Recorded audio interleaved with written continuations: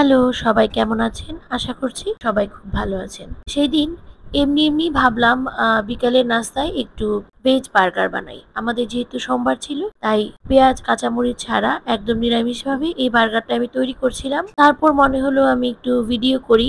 ১ম এ আমি হাতেই ভিডিও করা শুরু করেছিলাম। তারপর ভাবলাম যে না, একটু সুন্দর করে ভিডিও করি। তো ১ম এ আমি আলুগুলোকে একটু সেদ্ধ করে নিয়েছি প্রেসার কুকারে ২ টা সিটি দিয়ে। তারপর আমি এখানে ১২০ গ্রামের মতো পনির নিয়েছি। সবকিছুকে আমি একটু মিহি করে তারপর এর মধ্যে আমি দিয়ে দিলাম লবণ এবং আমার ঘরে তখন চালের গুঁড়ো ছিল না, তাই আমি আটাই দিয়েছি। আপনাদের কাছে যদি চালের গুঁড়ো থাকে আপনার সাথে একটু চালের গুঁড়ো কিংবা কর্নফ্লাওয়ারও দিয়ে দিবেন। তারপর আমি এখানে দিলাম চিলি ফ্লেক্স আর দিয়ে দিয়েছি গরম মসলার গুঁড়ো। ওই যে রাঁধুনির যে গরম মসলার প্যাকেট পাওয়া যায় ওইখান থেকে ১ চামচ দিয়েছি। এবার সবকিছুকে খুব ভালো করে মিশিয়ে বার্গারের ভেতরে যে পেটিটা থাকে সেটার শেপে চেপে সবগুলো বানিয়ে নিব।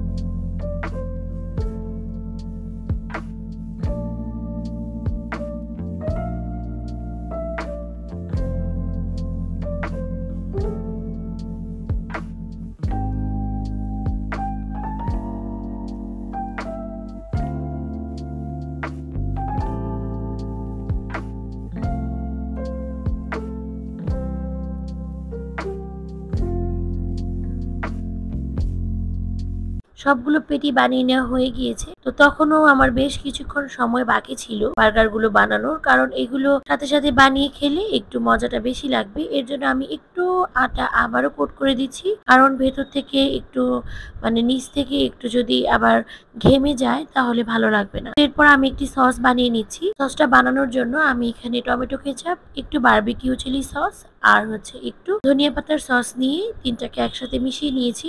যেহেতু আমাদের নিরামিষ ছিল তাই মেয়োনিজটা দেইনি। মেয়োনিজ ছাড়াও কিন্তু খুবই মজার লেগেছিল।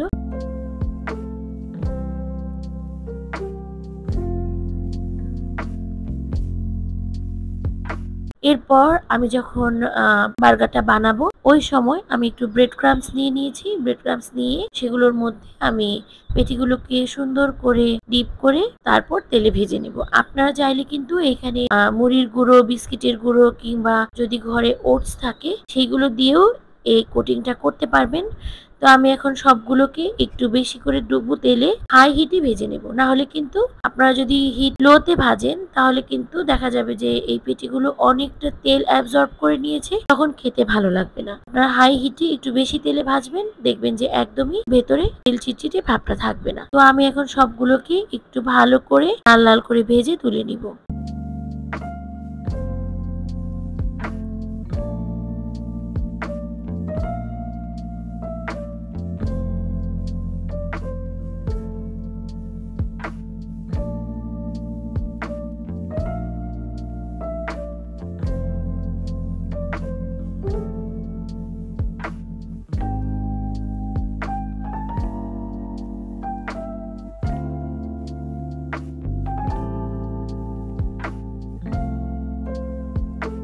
সবগুলো পেটি আমি খুব সুন্দর মচমচা করে একদম ভেজে নিয়েছি। এবার পাউরুটিগুলোকে আমি একটু সেঁকে নিচ্ছি।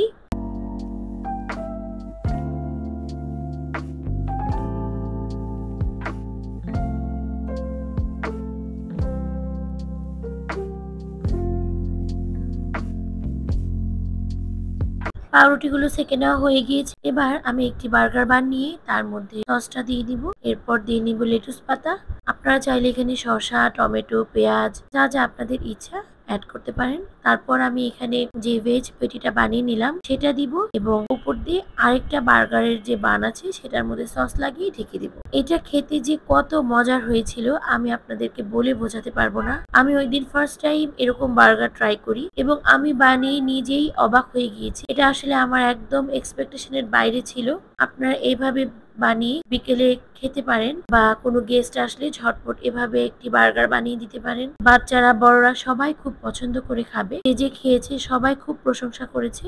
আমি সবসময় চেষ্টা করি আপনাদেরকে একটা সহজ রেসিপি দেখানোর, যেন আপনারা ঘরে থাকা উপকরণ দিয়ে সহজেই একটি মজাদার রেসিপি তৈরি করতে পারেন। তো আপনাদের কেমন লাগে আমার রেসিপিগুলো আপনারা অবশ্যই জানাবেন। ভালো লাগলে আমার চ্যানেলটি সাবস্ক্রাইব করবেন। আপনারা সবাই ভালো থাকবেন। দেখা হবে নতুন কোনো ভিডিও নিয়ে খুবই শীঘ্রই। ধন্যবাদ সবাইকে।